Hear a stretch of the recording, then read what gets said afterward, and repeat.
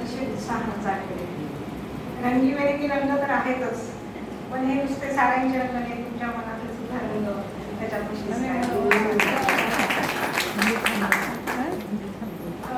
व्यासपीठावरील सर्व ज्येष्ठ मान्यवर, नुकती ज्यांची ओळख झाली त्या मीराताई पडकी, स्मिताताई कुलकर्णी, श्रोत्यांमध्ये असलेले माझे अनेक मैत्रिणी या ठिकाणी आवर्जून आलेले आहेत, राव आलेले आहेत, होत आलेले आहेत, माझे जीवनसाथी आज माझी परीक्षा घेण्यासाठी म्हणून आलेले आहेत. तर घरी तर घाबरत नाही, निदान इथे तरी घाबरते का हे पाहण्यासाठी कदाचित माणूस असावा. काय होतं ते पाहूया. तर आज आपण या स्फूर्ती महिला मंडळाच्या वतीनं आणि या सेवाभावी संस्था यांच्या संयुक्त विद्यमाने हा कार्यक्रम पार पडतो आहे. मेघमल्हार आणि मारुती चितमपल्ली हा खूप सुंदर असा योग आहे. म्हणजे हे नाव मला तुमच्या कार्यक्रमाची पार्श्वभूमी माहीत नव्हती, पण तरी मला या विषयावर बोलावं असं वाटत होतं. कारण 17 जूनला अरण्य ऋषी मारुती चितमपल्ली यांचं निधन झालं आणि एक अशी सर्वांच्या मनात भावना निर्माण झाली की निसर्गाला वाहून घेतलेला, निसर्गात रममान झालेला, एकरूप झालेला, निसर्गाशी अद्वैत भाव दूर सारून पूर्णपणे एकरूप झालेला, समरस झालेला असा एक अरण्य महर्षी आपल्या भूमी गेला. व्याख्यानाचा विषय जरी निसर्ग प्रेम किंवा पर्यावरण संरक्षण हे असलं तरी चितमपल्लींचं वर्णन निसर्गप्रेमी या इतक्या तोकड्या गुळगुळीत झालेल्या शब्दातून होईल असं नाही वाटत. त्याचं कारण असं आहे की चितमपल्लींनी अरण्याबद्दलचं, निसर्गाबद्दलचं, झाडाझुडपांबद्दलचं, विहिरीबद्दलचं त्यांचं प्रेम हे केवळ प्रेम नव्हतं, त्या प्रेमाच्या पाठीमागे खोल असा अभ्यास होता, त्यातून आलेला एक जाणतेपणा होता. त्या अभ्यासू नजरेची एक पाखर त्या संपूर्ण वनावर होती आणि त्यामुळं त्यांचं निसर्ग प्रेम हे एका वेगळ्या उंचीवर गेलेलं प्रेम आहे. आणि म्हणून निसर्ग प्रेमी म्हणण्यापेक्षा त्यांना जे लोक अरण्य ऋषी म्हणतात किंवा वनमहर्षी म्हणतात, हा शब्द त्याच्यामध्ये असणारा जो संदर्भांचा विस्तार किंवा व्याप किंवा त्याचं जे वजन आहे ते पाहता मला असं म्हणावंसं वाटलं की आज या अरण्य ऋषीबद्दल आपण बोलायला. आता अलीकडे निसर्ग प्रेम, पर्यावरण चळवळ वगैरे हे शब्द सवयीचे झालेले आहेत आणि गुळगुळीत झालेले, त्याचा अर्थ निष्ठून झालेला आहे. त्या अर्थाला खरा अर्थ तुम्ही चितमपल्ली ऐका किंवा वाचा तेव्हा तुमच्या लक्षात येईल की काय असतं निसर्ग प्रेम. म्हणजे आपण 4 कुंड्या आपल्या घरामध्ये लावतो, आपण कचरा डस्टबिन मध्ये तो निळा किंवा कोणतं बिन आहे त्याच्यात व्यवस्थित टाका, कचऱ्याची नीट विल्हेवाट लावा, पाणी वाचवा, प्रदूषण टाळा, ध्वनी प्रदूषण टाळा. या सगळ्या गोष्टी आपण यासाठी करत असतो की त्याच्यामुळे आपलं जीवन धोक्यात आलेलं आहे. पण मारुती चितमपल्ली वनांबद्दल विचार करतात, हे आपल्या मानवाच्या फायद्यासाठी नाही. वन आणि तिथली जीवसृष्टी ही जगली पाहिजे, त्यांना जगण्याचा अधिकार आहे, त्यांचंही म्हणून एक जीवन आहे आणि ते त्यांना व्यवस्थित जगता आलं पाहिजे. इथे फायद्याचा विचार ही पातळीच नाही. म्हणून आपण सामान्य माणसं जी निसर्गावर प्रेम करतो, की निसर्गावर प्रेम करण्याची एक प्राथमिक अवस्था आहे म्हणजे. आणि चितमपल्ली सारखी व्यक्तिमत्व आहेत अजून आपल्या समाजामध्ये, अजून आहेत अशा काही व्यक्ती की ज्या निसर्गाविषयी खूप अभ्यास करतायत आणि हा निसर्ग जगला पाहिजे, चांगल्या रीतीने जगला पाहिजे यासाठी प्रयत्न करतायत. आणि त्या सगळ्यांना बळ देण्याचं काम मारुती चितमपल्ली करतायत. ते केवळ वनाधिकारी होते म्हणून त्यांनी हे काम हाती घेतलं असं नाहीये. त्यांचं बालपणाचं जर आयुष्य पाहिलं तुम्ही तर हा माणूस रानावनात, त्याच्यावर एक पुस्तकच आहे रानावनातला माणूस. त्याचं कारण असं आहे की सोलापूरच्या आसपासच्या भागामध्ये जे जंगलं होती शेतीमध्ये जो झाडे झुडपती होती, तर त्यांच्या घरातले त्यांचे मामा, त्यांची आई आणि त्यांची आत्या या सगळ्यांच्या सहवासामध्ये चितमपल्लींना निसर्गाची गोडी लागली होती. त्यांचा जो लिंगा मामा म्हणून एक मामा होता, हा मामा शेळ्या मागे जायचा, त्यांच्याबरोबर हे पण जायचे. आणि मग लहानपणी त्या मामाबरोबर फिरत असताना मग झाडावरची घरटी कशी असतात, सापाची वारुळं कशी असतात, साप अंडी कशी घालतो, किंवा ती अंडी केव्हा उघडली जातात, सापाचा आवाज कसा असतो, ही सगळी माहिती अनौपचारिक पद्धतीने लहान वयातच त्यांना मिळतो. त्यांची आई सुद्धा बरोबर त्यांना घेऊन द्यायची, गोष्टी तर सांगायचीच परंतु बरोबर घेऊन द्यायची. त्यांची जी आत्या होती ती सुद्धा रानावना घेऊन द्यायची, सुगरणीचं घट्ट दाखवायची. अशा पद्धतीनं अगदी लहान वयात हसत खेळत परंतु निसर्गाची एकरूप होण्याची त्यांना अनेक वेळा संधी मिळाली. ते बाळकडूनच मिळालं असं आपण म्हणू. त्यांचा एक मामा होता, हनुमान मामा म्हणून, त्याला साप पाहायची फार आवड होती. त्याचा असा समज होता की आपल्याला पांढऱ्या रंगाचा साप ज्या दिवशी सापडेल आणि तो साप आपण हातात धरू तर मग तो साप सोन्याचा होईल आणि आपल्या जागी जाईल, अशी समजूत होती त्याची. आणि तो अनेक दंतकथा त्यांना सांगायचा, लोककथा सांगायचा निसर्गातल्या.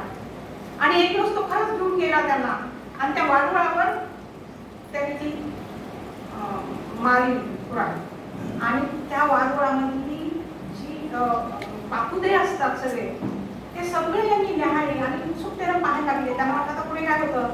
तर त्या मामाने त्याच्या वारुळात हात घातला. चितमपल्ली घाबरले, पण त्यांनी हात घातला आणि आतून एक आळी काढली. आता बघ ही आळी निघाली त्याच्यामध्ये. मग यांना वाटलं आता काय होतं की त्यांची आळी कटकट गिळून टाकली. आता गिळल्यानंतर त्याचं कारण असं आहे की त्या समाजामध्ये त्या लोकांचा असा समज आहे की ती खाल्ल्यानंतर इतकं कॅल्शियम मिळतं की माणूस खट्टा खट्टा, पण ते बचावण्यासाठी त्याला 5-6 किलोमीटर पळावं लागतं. म्हणजे आपण कॅल्शियमची गोळी खाल्ल्यावर ते बघतो. आता हे ऐकल्यावर तुमची जी प्रतिक्रिया मी पाहिली, ही प्रतिक्रिया मिळणं हे चितमपल्लीचं हे सांगण्यामागचं कारण की अशी अनेक निसर्गातली गुपितं आहेत. तुम्ही जर त्यांच्या पुस्तकांच्या जंगलात जर गेलात तर तुम्हाला खूप वेळा असे आश्चर्याचे धक्के बसतील आणि इतकी नवी माहिती मिळाल्याचा आनंद होईल. आपण जसे लहान झालो आहोत आणि काहीतरी सुंदर ऐकतो आहोत किंवा पाहतो आहोत, वाचतो आहोत, अशी अनुभूती येईल, अशा प्रकारचं त्यांचं लेखन आहे. मी तर म्हणते की त्यांच्या लेखनामध्ये अनेक अशा नवलकथाच आहेत आणि ज्या तुम्ही अगदी ऐकल्या आहेत. चितमपल्ली हे आणखी वेगळ्या अर्थानं निसर्गप्रेमी कसे होते, तर त्याला प्रेम म्हणण्यापेक्षा ती एक जबाबदारी मानली त्यांनी की वन कशा रीतीनं जगली पाहिजे. त्यांनी कर्नाळा पक्षी अभयारण्याच्या रचनेसाठी, व्यवस्थापनासाठी काम केलं. त्यांनी नागझिऱ्याचं वन वसवलं, त्याची रचना केली. नवेगाव राष्ट्रीय उद्यान त्यांच्या मार्गदर्शनाखाली तयार केलं. आणि सर्वात महत्त्वाचं म्हणजे जो मेळघाट व्याघ्र प्रकल्प आहे, त्या व्याघ्र प्रकल्पाचं काम त्यांनी कशा पद्धतीने केलं हे समजल्यावर तुमच्या लक्षात येईल की वनावर जबाबदारीनं प्रेम कसं करायचं असतं. तर तिथे वाघ जगले पाहिजेत आणि त्यासाठी तो प्रकल्प हातात घेतला. मग आता वाघ जगले पाहिजेत तर वाघाला जगण्यासाठी त्याचं खाद्य आहे मांसाहारी प्राणी. मग या मांसाहारी प्राणी कशावर जगतील? गवत खाणाऱ्या प्राण्यांवर. हे गवत खाणारे प्राणी कशावर जगतील? गवतावर. गवत कशावर जगेल? पाण्यावर. पाणी कुठे मिळेल? विहिरी आणि पर्वतावर. हे चक्र दुरुस्त झाल्याशिवाय आपल्याला या ठिकाणी व्याघ्र प्रकल्प आणि प्राण्यांची संख्या वाढवणे यशस्वी करता येणार नाही हे ओळखून त्यांनी पहिलं काम कोणतं हातामध्ये घेतलं? कारण तो जो परिसर होता मेळघाटच्या आसपासचा, हा ओसाड गावांचा प्रदेश होता. काहीच येत नव्हते, काठाची झुडपापलीकडे काहीच नव्हतं. मग त्यांनी नकाशा काढला आणि वेगवेगळ्या ठिकाणी लोकांना पाहणी करायला पाठवलं. इथे बुजलेल्या विहिरी कोणत्या, बुजलेले आटलेले पाणवठे कोणते आहेत याचा शोध घेतला. पहिल्यांदा त्या विहिरी खोदल्या, ते पाणझरी आहेत त्या सुरू केल्या आणि मग त्यानंतर हळूहळू जसजसं मग ते तपासणी करायला, पाहणी करायला यायचे लोक पाहायचे. आता इथे थोडेसे गवत खाणारे प्राणी येत आहेत, थोडे थोडे मांसाहारी प्राणी येत आहेत, असं करत करत मग आता हा प्रकल्प यशस्वी झाला आहे हे केव्हा कळेल? तर मग बुद्ध पौर्णिमेच्या रात्री चंद्रप्रकाशामध्ये प्राण्यांची गणना करण्याची प्रथा. त्या दिवशी गणना केल्यानंतर लक्षात आलं की इथे आधी या परिसरामध्ये राहणारे प्राणी होते त्यापेक्षा प्राण्यांची संख्या वाढलेली आहे. म्हणजे आता आपल्या लक्षामध्ये येईल की एखादं काम असं मुळामध्ये शिरून केल्याशिवाय ते यशस्वी होत नाही. आणि माणूस इतका चौफेर विचार तेव्हाच करू शकतो जेव्हा त्याची अंतःकरणापासून ओढ असते आणि त्या जबाबदारीची जाणीव असते. त्यांचं दुसरं एक उदाहरण मला फार मुद्दाम द्यावं असं वाटतं की त्यांनी रानकुत्र्यावर संशोधन केलं. पण रानकुत्र्यावर संशोधन का केलं? त्यांना काही त्यांच्या वरिष्ठ अधिकाऱ्यांनी ते काम सोपवलेलं नव्हतं. काय झालं होतं की रानकुत्र्यांना शूट करा, दिसला रानकुत्रा की मारा, अशा प्रकारचा खतवा वन विभागाने काढला. आणि मग त्यावेळेला सलीम अली पक्षी मित्र पक्षीतज्ञ सलीम अली यांचा आणि महाराजी चितमपल्लीचं फार सत्य होतं.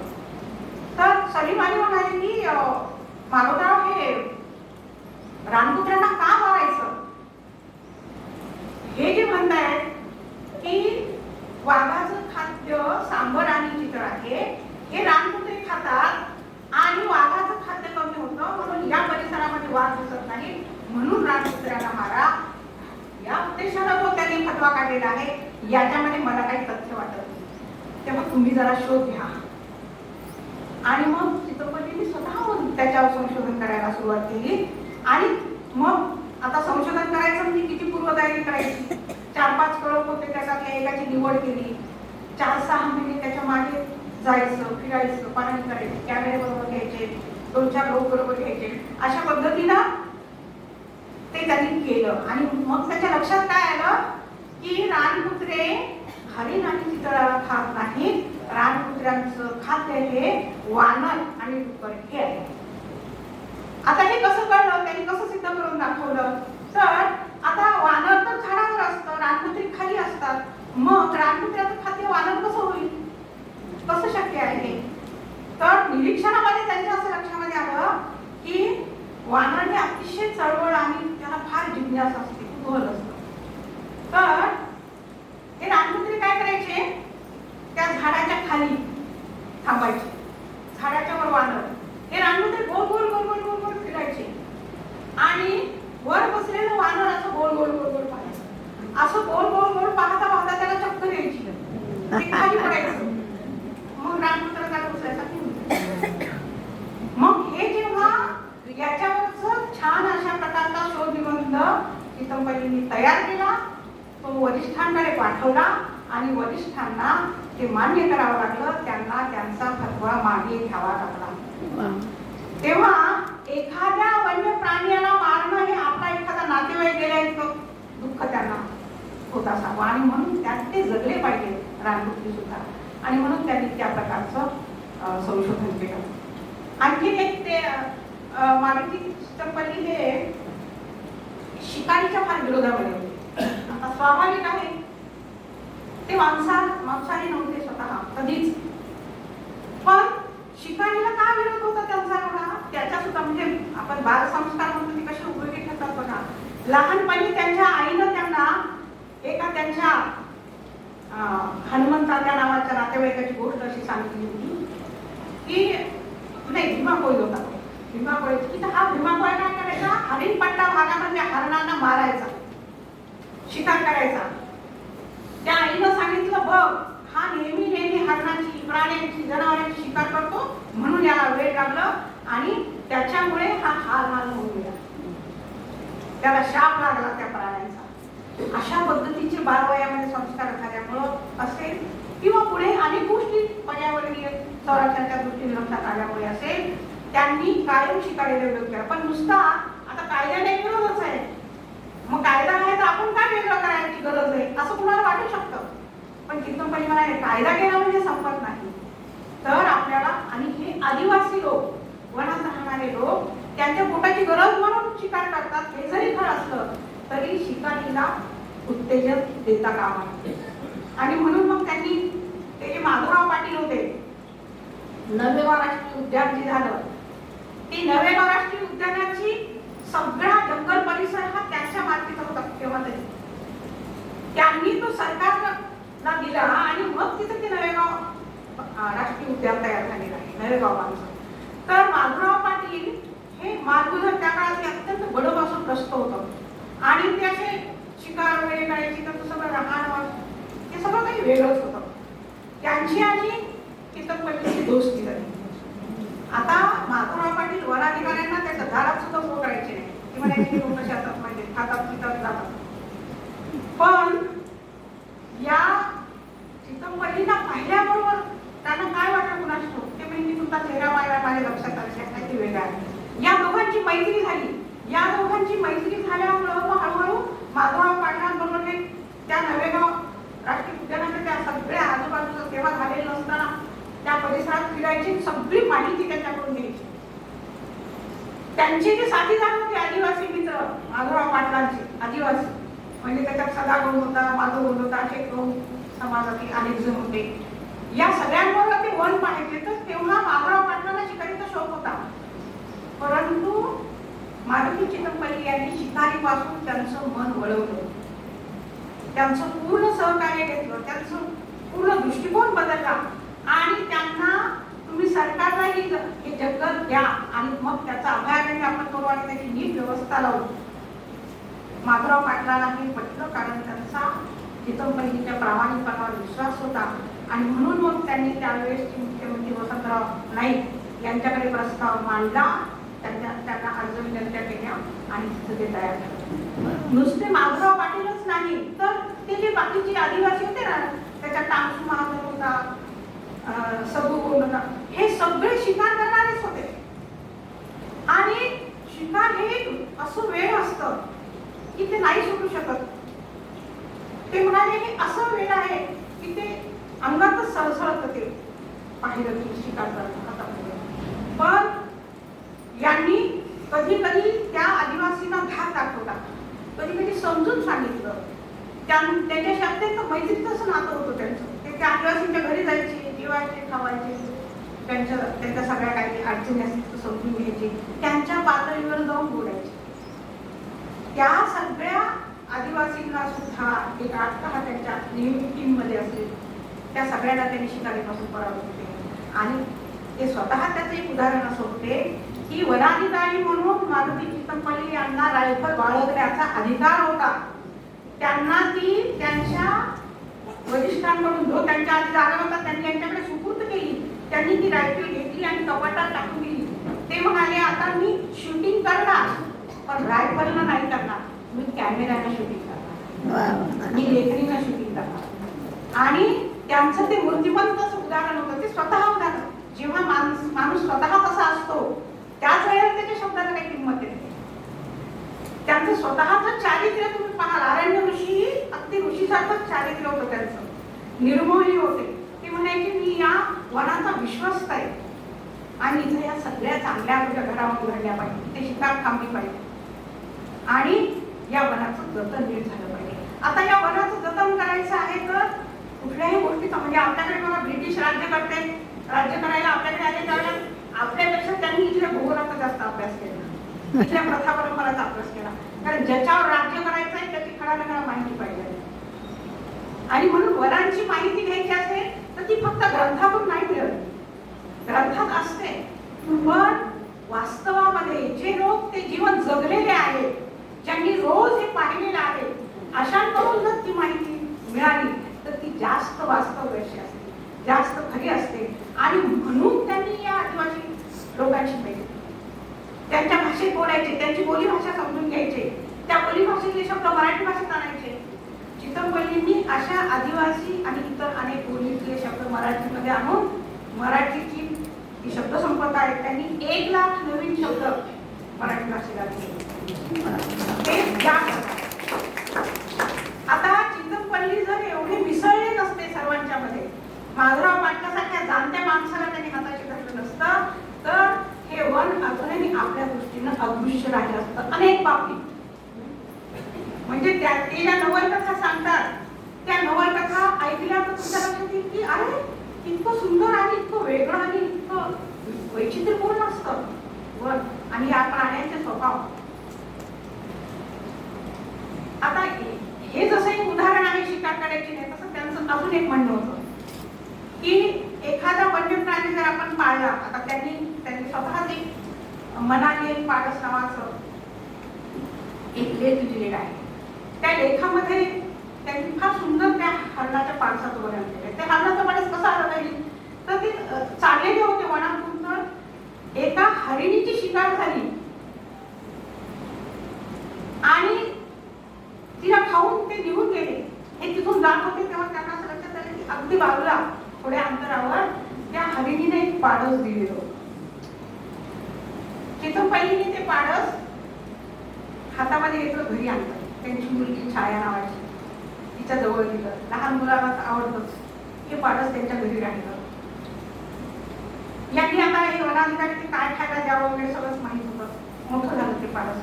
मोठं झालं आणि एक दिवस ते उन्हात निघून गेलं. त्यांची मुलगी तळमळ करत होती, ते गेलो आपलं मोठं झालं म्हणून गेलं. तर ते म्हणे आम्हाला जाऊ दे, तिला यायचं असेल तर येईल ते पाडस. एक दिवस ते पाडस आलं, पण कसं आलं त्याचा जोडीदार घेऊन आलं. आणि जसं काही ते जोडीदार दाखवायसाठीच ते आलं होतं. जोडीदाराला दाखवलं निघून गेलं.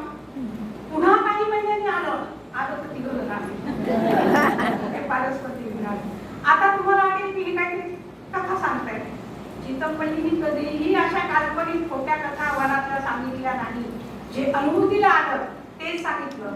पण ते कधीच आपल्याला माहित नसेल, आपल्याला नाही कल्पना असेल, कारण आपल्या अनुभूतीचा भागच कधी कधी तो नसतो. म्हणून आपल्याला असं वाटतं असं. ते म्हणायचे की झाडं बोलतात, माझ्याशी बोलतात झाडं, प्राणी बोलतात. आता प्राणी बोलतात, काही जणांना खरं वाटतं प्राणी बोलतात आपल्याशी, काही जणांना ज्यांना कुत्रा मांजर पाळायची सवय त्यांना माहिती आहे की खरंच कुत्री आपल्याशी बोलतात. ते कुत्रा पाळतात त्यांना पडतात. ज्यांना कुत्रा आवडत नाही त्यांना राग येतो, म्हणजे हे असं काही नसतं. पण प्राण्यांना जीव लावतात, ते सजीव आहेत. वृक्ष असेल, वेली असेल, प्राणी असेल, आणि त्यांना आपली भाषा, त्यांची आपल्याला भाषा कळू शकते. त्यांनी अशी उदाहरणं दिली आहेत की रामायणातला जो वाली आहे त्याची पत्नी जी तारा आहे तिला पक्ष्यांची भाषा समजायची. तनुवपनीच्या आश्रमामध्ये पक्ष्यांची भाषा शिकवली जायची. असे संदर्भ त्यांनी जुने त्याचं वाचन खूप लागलं होतं. रामायण, महाभारत, वेद वाचून काढलेले होते, संस्कृत साहित्य वाचलेलं होतं. त्यामुळे मग त्यांच्या असं लक्षात आलेलं की हे आहे असं, याची फक्त अनुभूती घ्या. जे आधी सांगून ठेवलेले त्याचा अनुभव तर घेऊन बघा. ते म्हणायचे झाडं मला पालवतात म्हणजे मला बोलावतात. पक्ष्यांशी मी संवाद साधू शकतो. आणि मग ते म्हणायचे कावळा एकदा ओरडला तर त्याचा काय अर्थ आहे, दोनदा ओरडला तर काय अर्थ आहे. मग त्याला जेव्हा तो धोक्यात असतो तेव्हा कसा आवाज काढतो, जेव्हा तो प्राणी करत असतो तेव्हा कसा आवाज काढतो, किंवा जेव्हा त्याला दुसऱ्याला सावध करायचं असतं तेव्हा कसा. इतकी विविधता केव्हा शक्य आहे, इतकी विविधता केव्हा शक्य आहे जेव्हा त्या सगळ्या जीवनाचा आपण बारकाईने निरीक्षण करून एकरूप होतो. ते म्हणाले की हेच माझे सगळे सोबती आहे. त्यांच्या अवतीभोवती पाहुण्यांचा आणि नातेवाईकांचा आणि मित्रांचा फार परिवार असायचा. त्यांच्या सगळे सगळे सोबती जसे काही हेच मनात ठेवायचे. ते म्हणाले माझ्या साहित्यामधले हिरो आणि हिरोईन पक्षी आणि प्राणी, आणि मी निसर्गाची पूजा करतो, ती शब्दांनी करतो आणि ते जगले पाहिजे त्या पद्धतीने करतो. आणि म्हणून मी साहित्य निर्मिती देखील त्यासाठीच करतो. आता साहित्य निर्मिती करण्याचा पाठीमागचा उद्देश सुद्धा काय आहे की मला जे दिसलं तसं आपल्याला वाटतं आपण एखादी कुतूहलपूर्ण गोष्ट पाहिजे दुसऱ्याला सांगायची. त्यांनी जणू काही ही जबाबदारी मांडली की ही निसर्गातली सगळी गुप्त मला सर्वांपुढे खुली करायची. सर्वांपुढे, त्याच्याचबरोबर तरुणांपुढे, मुलांपुढे ती गेली पाहिजे. आणि त्यामुळे या माणसाने पक्षीकोश लिहायचं ठरवलं. पक्षीकोश लिहायचं ठरवलं ही फार पुढची गोष्ट आहे. पण ती पक्षीकोश लिहिण्याची तयारी ते जेव्हा नोकरीला लागले होते तेव्हापासून त्यांनी करायला सुरुवात केली. म्हणजे जसं आपण एखादा स्वयंपाकात घरात काम करत असतो आणि बॅकग्राऊंड म्युझिकला रेडिओ संगीत लागलेलं असतं आणि ते चालू असतं एकीकडे, आपण एकीकडे थोडं त्याचा आस्वाद घेत असतो, एकीकडे काम चाललेलं असतं. तसं वनाधिकारी म्हणून वेगवेगळ्या जबाबदाऱ्या ते पार पाडत होते. पण पार्श्वभूमीला ते पक्ष्यांविषयीचं प्रेम सतत त्यांना जागत होतं. ते कुठेही गेले तरी कॅमेरा बरोबर असायचा आणि फावला वेळ हा गप्पांमध्ये आणि पार्ट्यामध्ये मी कधी घालवला नाही असं ते सांगायचं. कारण पाहुणे आले की त्याला बोलत दाखवायला की मग त्याच्यातच वेळ जायचा. हे प्रकार मी कधी केले. तर मानवी माझा जास्तीत जास्त वेळ कशात घालवला, एक तर वनामध्ये जाऊन निरीक्षण करायचं किंवा घरी आल्यानंतर लेखन वाचायचं. मग त्याने संस्कृत साहित्य आणि इतर साहित्य का वाचलं एवढं, त्याचं कारण एकच होतं. म्हणजे जसं परदेशात एकदा एक मांजर गेली आणि अमेरिकेत गेली आणि अमेरिकेतून परत आल्यावर तिला विचारलं की कसा अमेरिका देश, किंवा हे अत्यंत भिकार देश आहे का, बरं तिथे एकही मंदिर नाही. काय तसं पक्ष्यांविषयीचं जे साहित्य असेल ते माझ्यासाठी होते.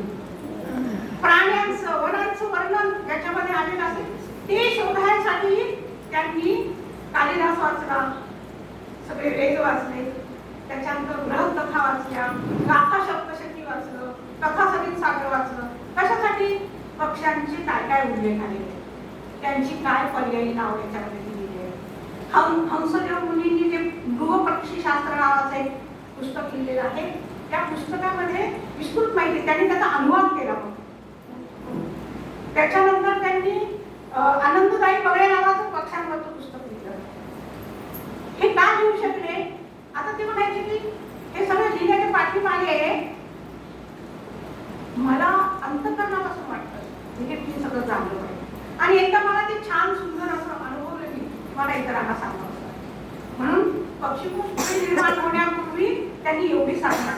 आता संस्कृत त्यांना येत नव्हतं म्हणून संस्कृत शिकले. मग ते 3-4 पंडितांकडे शिकले, संस्कृत पंडितांकडे, कारण बदल्या व्हायच्या. मग संस्कृत भाषा शिकले, रशियन भाषा शिकले, जपानी भाषा शिकले. कशासाठी? त्यांच्या त्या भाषेतल्या साहित्यामध्ये निसर्गविषयक काय काय लिहून ठेवलेलं आहे.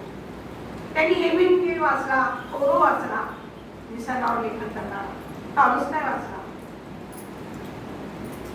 हे सगळं वाचन केल्यामुळे केवळ भारतीय साहित्यच नाही किंवा फक्त प्राचीन साहित्यच नाही किंवा फक्त संस्कृतातलं साहित्यच नाही, तर वेगवेगळ्या भाषेमध्ये विदेशामध्ये लोकांनी लिहून ठेवलेले आहे ते सगळं वाचायचं ठरवलं, वाचलं ते. आता बघा काय आवाज असेल त्या माणसाचा काम करायचा, पण प्रेम माणसाकडून काय घडून आणू शकतं, काहीही घडून आणू शकतं. एक प्रबळ अशी शक्ती असते. एखाद्या गोष्टीची निष्ठा असेल तर माणसामध्ये त्याला अनेक मार्ग सापडतात, प्रत्येक अडचणीला त्याला मार्ग सापडतो. तसा त्यांना त्याच्यातून जरूर मार्ग सापडायचा. एक म्हणजे त्यांचं ऑफिसमधलं काम संपलं की विद्यापीठाचा अंतिम क्षेत्राचा ग्रंथ संदर्भ, आणि त्यांची आणखी एक चांगली अशी सवय होती की ते वाचलेलं आपण वाचतो, फार फार तर अंडरलाईन करून ठेवून देतो, पुन्हा काय ती अंडरलाईन आपण वाचतो. पण त्यांना एक छान सवय होती, आणि ही दुर्गा भगवतांना ही सवय होती की एखादं निरीक्षण केलं की लगेच त्याचा टिप्पणी लिहून ठेवायची. अशी टिपणा लिहून लिहून लिहून त्यांच्याकडे बाळच्या बाळ तयार झाली टिपणाची. आणि 30 वर्ष सेवा केली. 1990 ते रिटायर झाले. त्याच्यानंतर 1990 ते अगदी 15 पर्यंत 2015 पर्यंत त्यांनी जे लेखन काम केलं ते त्या टिपणात होते. कारण रिटायर झाल्याच्या नंतर लोक म्हणाले आता तर तुम्ही जंगलाच्या बाहेर आहात, काँग्रेसच्या जंगलात आहात, तुम्हाला करमतं का? ते म्हणाले माझ्या डोक्यातलं आणि माझ्या हृदयातलं जंगल कोणीच काढू शकणार नाही. ते माझ्या इतकं माझ्या आत्म्यापर्यंत पोहोचले. आणि मग त्या नोंदीच्या साहाय्यानं त्यांनी पुढची 30 वर्ष लेखनाचा सपाटा लावला. त्या सगळ्या नोंदींना एक असा ललित रम्य असं त्याला रूप दिलं, सुंदर भाषा वापरली आणि अनेक पुस्तकं त्यांनी लिहिली. त्यांनी जवळजवळ 20 पुस्तकं लिहिली. आता या सगळ्या 20ही पुस्तकांचा विषय शहरी जीवन नाहीये. आपण जे जीवन जगतो त्याचं दर्शन त्याच्यामध्ये नाहीये, त्याच्यामध्ये एकाच गोष्टीचं दर्शन आहे आणि ते म्हणजे निसर्ग. आता काय त्याच्या पुस्तकांची नावं वाचूनच तुमच्या लक्षामध्ये येईल.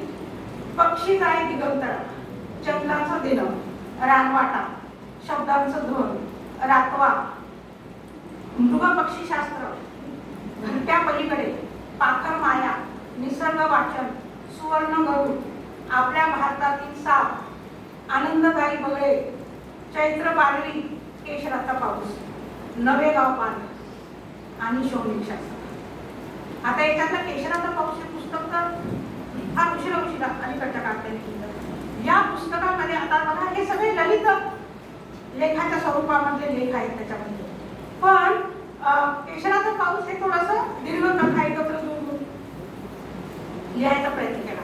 त्यांना कथेचा काम फारसा जमला नाही, कारण त्यांना साहित्य निर्मिती जी आपण वाङ्मय प्रकाराच्या अनुषंगाने करतो ती अभिनेतच नव्हती. त्यांचा एकच उद्देश होता की एक प्रकारे या निसर्गातली वेगवेगळी गोष्ट मला लोकांपुढे मांडायची. त्यामुळे कथेचा घाट फारसा सांभाळता नाही आला त्यांना त्या पुस्तकामध्ये. पण केशराचा पाऊस हे पुस्तक तुम्ही जरूर वाचा. तुम्हाला इतकी नाविन्यपूर्ण माहिती मिळेल निसर्गाची. तर ते पुस्तक आणि चकवा चांदणे हे आत्मकथन आहे. हे आत्मकथन ही दोन पुस्तकं वाचली तरी चित्रपटी हा काय माणूस आहे आणि मग त्याच्या प्रेमात पडा तुम्ही. तो निसर्ग तुम्हाला प्रेमात पाडल्याशिवाय राहणार. लोक आश्चर्य करायचे की चित्रपटी फक्त निसर्गावर लिहितात तरीही त्याच्यामध्ये तोचतोपणा नसतो. इतकं वैविध्य कसं येतं? ते म्हणाले आपल्या भारतामध्ये 16 प्रकारची वनं आहेत. अभ्यासाच्या निमित्तानं आम्ही 16 प्रकारची वनं फिरलो आहोत आणि म्हणून या 16 प्रकारची आणि वेगवेगळ्या प्रकारची भारतामध्ये बायोडायव्हर्सिटी खूप आहे, जैवविविधता खूप आहे आणि त्यामुळे वेगवेगळ्या प्रकारची वनमाळा सदाहरित, पानझडी किंवा वाळवंटाच्या भागामध्ये असणारी काटेरी अशा प्रकारची भारतामध्ये वनांची एवढी विविधता आहे. ती सगळी विविधता आणायची ठरवली आणि म्हणून या प्रकारचं लिहितात. त्याच्यामध्ये म्हटलं चिदंबरींनी पक्षी प्राणी वृक्षवेलीबद्दल लिहिलं, पण त्यांनी इसाप नीतीसारखा पावित्रा लगेच घेतला नाही की मला त्याच्यातून काय उपदेश द्यायचा. त्यांनी व्यवहारिक ज्ञान तुम्हाला देण्यासाठी किंवा काही वैचारिक देण्यासाठी नाही लिहिलं. त्यांना तुम्हाला निसर्गातून फिरून आणायचं आहे आणि म्हणून फक्त निसर्ग जसा आहे तसा म्हणजे फोटोग्राफर फोटो काढतो यांनी शब्दांचं माध्यम निवडलं आणि तो सगळा तुमच्या पुढे चितारला. अक्षरशः इतकी वैविध्यपूर्ण निसर्ग चित्रण त्याच्यामध्ये आहे आणि प्राण्यांच्या लीला आहे, पक्ष्यांच्या लीला आहे, एखादा प्राणी कसा वागतो कोणत्या वेळेला अशा पद्धतीचं ते लेखन आहे. आणि त्याचं सगळ्यात दमदार लेखन कोणतं असेल ते म्हणजे त्यांनी लिहिलेला पक्षीकोश. या पक्षीकोशामध्ये आता हा पक्षीकोश का लिहिला तसा तर सलीमानी त्यांची ओळख झाली की सलीमानी पक्षी 12 खंडात लिहिला पक्षीकोश. पण त्याच्यातली उणीव होती की त्याच्यामध्ये पक्ष्यांची नावं मराठीमध्ये नव्हती. मग सलीमानी म्हणाली की तुम्ही मराठी जाणते आहात, तुम्ही हे काम करा. आणि म्हणून मी मगाशी तुम्हाला म्हणाले तसं नोकरी लागली तेव्हापासून जे पक्षी पाहण्याचं वेळ होतं त्याला ग्रंथाचं रूप दिलं गेलं आणि याच्यामध्ये आपल्या भारतातल्या 13 भाषांमधून त्या पक्ष्यांची नावं दिलेली आहेत जी लोकभाषेमध्ये आहे. पुष्कळदा काय असतं शास्त्रीय नाव आपल्याला माहीत असतं पण लोकभाषेमध्ये त्या पक्षाला वेगळंच नाव असतं आणि म्हणून मग त्या लोकांना कळत नाही हा नेमका पक्षी कोणता. आणि त्या ग्रंथाला 60 पानांची प्रस्तावना त्यांनी स्वतः लिहिली आहे. 30 पानाचं परिशिष्ट जोडलेलं आहे आणि त्या 30 पानाच्या परिशिष्टामध्ये पक्ष्यांविषयी आपल्या मनामध्ये काय काय गैरसमज आहेत ते सगळे दूर करायचं पाहिजे. त्यांनी एक मोलाचं काम केलं. ते म्हणाले पक्षीकोश मी यासाठी केला की याच्या पुढच्या पिढीला पक्ष्यांविषयी संशोधन करताना त्याचा मार्ग सोपा झाला पाहिजे आणि हे विचाराचं धन त्यांच्यापर्यंत पोहोचलं पाहिजे. आता त्याच्यामध्ये काय काय गैरसमज आहे 2-4 सांगते मी तुम्हाला. आपण गाणं कोकिळा असं म्हणतो, उपाधी दिली ना, पण कोकिळा गातच नाही, गातो कोकिळा. हा बरं. सुगरण जागरण तर सुगरण किती छान कोपा तयार करते, पण सुगरण मादी कोपा तयारच करत नाही, नर कोपा तयार करतो. आणि नर कोपा तयार केल्यावर त्याचा कोपा आवडला तर ती मादी त्याच्या जवळ जाते म्हणून तिला पसंत पडेपर्यंत तो कोपा. आता कैवल्याच्या चांदण्याला फुकेला चकोर आपण वाङ्मयातून ऐकलेले आपण ऐकले. पण चकोर चांदणा टिकवत नाही. मग चकोर काय करतो तर चांदण्याची खाली दलदलीमध्ये असलेली वाळली असते ती तो अशी टिकवत असतो. पण कवीला काय त्याला सुंदर उपमा द्यायची असते तो म्हणतो तो चांदणच टिकतोय कारण चांदण्याचं प्रतिबिंब पडलेलं असतं. तेव्हा कवीच्या दृष्टीनं त्याला लिहिलं की आपण म्हणतो वा दाद देतो आपण. पण यांनी ती गोष्ट लक्षात आणून दिली की नाही असं नाही असे आहे. त्याच्यानंतर कमळात आपण म्हणतो की हंस कसा नीर क्षीर न्याय करतो, तो दुधातून पाणी वेगळं काढतो. ते म्हणाले की आपण दिलेली उपमाच मुळामध्ये कमलदंडामध्ये जे पांढरा दुधासारखा द्रव पदार्थ असतो तो चोच घालून तो पितो आणि बाजूला काढतो, त्याला आपण दूध म्हणतो.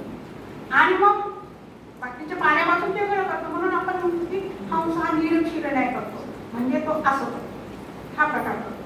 तालव नावाचा एक शिंपला आहे, त्याच्या जीवनात 3 अवस्था आहेत. सुरुवातीला नर म्हणून त्याची सुरुवात होते, नंतर त्याचं मादीत रूपांतर होतं कालांतराने पिढ्यांना जन्म द्यायचा, आणि त्याच्यानंतर तो नागेश्वरासारखा नर मादी दोन्ही असं त्याचं रूप बनतं. आता हे तर अशी उत्सुकता आहे आपल्याला, हे कधीतरी पाहिलं पाहिजे जाऊन आपण, नाही का. आता आपल्याला माहिती आहे असा समज आहे की साप हा दूध धरतो, नाही का, आणि आधीच आपण सापाला घाबरतो, दूध धरतो म्हणजे अजूनच घाबरतो. म्हणजे साप दूध धरत नसतो. साप जेव्हा मादीशी त्याला मिलन करायचं असतं त्यावेळेला मादीच्या शरीरातून जो गंध सुटलेला असतो त्या गंधाच्या ओठानं तो चाललेला असतो. ती मादी कुठेतरी दूर पोचलेली असते, ती जर कुणाला लक्षामध्ये आली दिसली कोणी त्याला मारतात, मारल्यानंतर ती मादी तिथं मरून पडलेली असते, गंधलेली असतात ते. हा नर जो आहे तो त्या गंधाच्या ओठानं जात जात जात त्या मादीकडे पण आपल्याला काय वाटतं की आपण त्याला मारलं ना त्या मादीला, म्हणून आपल्याला खाण्यासाठी किंवा डसण्यासाठी तो आलेला आहे, किंवा ते तसं नाही. चक्रवाक पक्षाबद्दल तुकारामांचा अभंग आहे, चक्रवाक पक्षी वियोगे वाहती झाले मग पैसे आला. चक्रवाकी त्यांचा विरह आहे, तसा भक्त आणि देवाचा विरह. ते म्हणाले ते विरह वगैरे असं नसतं, रात्रीच्या समयी चक्रवाकाला दिसत नसतं आणि मग त्यांना समूहानं त्यांचं खाद्य शोधायसाठी फिरायचं असतं, त्यावेळेला आपली मांडीकडे तिकडे जाऊ नये म्हणून मग तो आवाज काढत असतो आणि त्याच्यामुळं ते त्याचं अजून काही गायन आहे असं आपल्याला वाटत असतं. आता पक्षी निरीक्षणाबरोबरच त्यांनी प्राणी निरीक्षण सुद्धा केलेलं. ते म्हणाले पक्षी निरीक्षण इतकं सोपं आहे, कारण पक्ष्यांच्या जवळ गेलो तर काय आपल्याला धोका नाही, वाघाच्या जवळ गेलो कोणाचं, म्हणून प्राणी निरीक्षण करणं अवघड आहे, रिस्की आहे, पण केलं पाहिजे. पक्षी निरीक्षणचा हौस म्हणून लोक आता अलीकडे शाळांमधून सुद्धा प्रकल्प वगैरे घेतात, चांगली गोष्ट आहे, हे केलं पाहिजे. निरीक्षण करण्यामुळे काय होईल, नुसतं ज्ञानच मिळेल असं नाही, त्याचा नाही नातं निर्माण होईल. आणि ते म्हणाले की आधी पक्षी जगवायला शिकूया आपण आणि मग त्याचं निरीक्षण करूया. ती आत्मीयता जोडायचं असेल तर लहान मुलांना अशा प्रकारे निरीक्षणाला शाळांनी घेऊन घेतलं पाहिजे. एक त्यांचं काही निरीक्षणात एक तुम्हाला त्यांच्या साहित्याचा आनंद मिळावा म्हणून मी सांगते. अस्वलाची भाकरी आपण जशा भाकरी करतो तसं अस्वल सुद्धा करतो. कशा तर अस्वल ज्या वेळेला काही फळं खायला जातं त्याच्या तोंडात त्याचा लगदा तयार होतो, पान फळ, आणि अस्वलाला मध फार आवडतो, मधाच्या पोळीच्या पोळी खातो. आता मध आणि तो फळांचा लगदा त्याच्या जबड्यात असतो. जेव्हा तो त्याच्या ठिकाणापर्यंत येतो त्यावेळेला तो तोंडातला सगळा लगदा मध घातल्या बाहेर काढतो, एखाद्या कापल्याला आपण खडकावतो, लगदा टाकतो, तो रोखतो आणि निघून जातो तिथून. मग उन्हामध्ये ते वाळून वाळून त्याची भाकरी साठत आहे. आता त्याच्यामध्ये मध असल्यामुळे ते टिकतं आणि मग ही भाकरी ते पिलांसाठी राखून ठेवतो की ज्या काळामध्ये म्हणजे वर्षातल्या 6 महिने अशा काळामध्ये पावसा पाण्यात किंवा अन्य कुठल्या कारणामुळं या अस्वलाच्या पिलांना आपल्याला घेऊन जाता येत नाही खाण्यासाठी, म्हणून ती भाकरीची व्यवस्था करतात. त्याच्यानंतर वानरं लाडू आणतात याच पद्धतीने, जे फळं किंवा काही काढतात याच पद्धतीनं ते. आणि त्यांनी वापरायचं फारच संशोधन चित्रविचित्र असं म्हणजे वानराचे चेंडू सुद्धा खेळतात. तो वानर चेंडू कसा खेळतात ते फार गमतीशीर उदाहरण. ते कसा चेंडू खेळतात तर अशा रस्त्यांमध्ये इकडून एक असं वानर असतं आणि ते काय करतात, चेंडू खेळतात म्हणजे अशी गोल गोल घुंगुरं हलवतात. पण याला असं घुंगुरं हलवलं की तिकडं असं घुंगुरं हलवतात आणि अशा पद्धतीने ते क्रिकेट खेळतात. आता ही किती गंमत वाटते. या गमती का सांगायच्या की आपल्या मनामध्ये किती सुंदर आहे हा निसर्ग, किती वेगळा आहे, तो हा आपण पाहिला पाहिजे. त्यांनी आणखी एक निरीक्षण असं मांडलं की दुष्काळ पडतो त्यावेळेला कावळे कमी आणले देतात, कारण त्यांना माहित असतं दुष्काळ पडला. आणि कावळा एखाद्या झाडावर कोणत्या दिशेला घंटी करतोय त्याच्याकडून यावर्षी किती पाऊस पडणार आहे याचा अंदाज ते आदिवासी लोक, आपण ज्यांना आदिवासी म्हणजे आपल्याला वाटतं अरण्यात ते शिकलेले नाही, तिथं असत नाही त्यांना, पण ते तिथे जगलेले असतात त्यामुळे त्यांचं ज्ञान स्वच्छ असतं. त्यांनी यांना हे ज्ञान दिलेलं आहे. ते म्हणाले हे सगळं ज्ञान जे आहे ना ते माझं नाहीये. या आदिवासीशी बोलायचो मी, त्यांना बरोबर घेऊन जायचो, ते मला ह्या गोष्टी सांगायचे आणि त्या मी आता तुम्हाला सांगते. याचं सगळं श्रेय नेहमी त्यांनी त्या आदिवासी बांधवांना दिलेलं की ते माझे जंगलातले गुरु आहेत, ते मला हे ज्ञान देतात. या आदिवासींना निसर्गाची खूप गोष्टी माहिती आहे. एक रत्नपुष्प नावाचं एक पुष्प आहे म्हणे, एक आदिवासी म्हणायचा, आणि ते पुष्प खाल्लं की माणूस चिर करून जा, पण यांना ते रक्तपुष्प यांना कधी दाखवलं नाही. ते आदिवासी लोक सगळं ज्ञान आपल्याला देत नाही, काही दडून ठेवतात. हे काय करायचे, खूप गोडी गुलाबीनं त्यांना मान देऊन, त्यांच्यात मिसळून, त्यांना बोलतं करून त्यांच्याच भाषेत बोलू द्यायचं त्यांना. अशा पद्धतीने त्यांनी त्यांना बोलतं करत करत हे ज्ञानाचं धन आपल्यासाठी करून दिलेलं आहे. आणि म्हणून आपण फार या पद्धतीने आभारी असायला हवं त्यांचं की हे ज्ञान नाही तर आपल्याला करायचं. अजून पर्यंत इतक्या सुंदर रीतीनं रंजक रीतीनं आपल्यापर्यंत पोहोचलं. त्या ढिवर पोळ्याशी एकदा ते गप्पा मारत होते, त्यावेळेला ते म्हणाले अरे तू तर आता समुद्रामध्ये नेहमीच मासेमारी करायला मग बाजाराच्या वेळेला कसं करतो. ते म्हणाले माझ्याकडे आयडिया आहे. काय, एक 16 नावाचा मासा असतो, तो मासा बाहेर काढायचा, कापायचा, त्याच्यामध्ये असं 27 असे हे असतात काड्या तंतू त्याच्यामध्ये असतात. तर ते जे 27 तंतू म्हणजे 27 नक्षत्र आहेत आणि त्यातला जो तंतू काळा पडला असेल त्या नक्षत्रामध्ये इथं वादळ होणार आहे मला कळतं आणि त्याप्रमाणे मी माझी दाखवतो.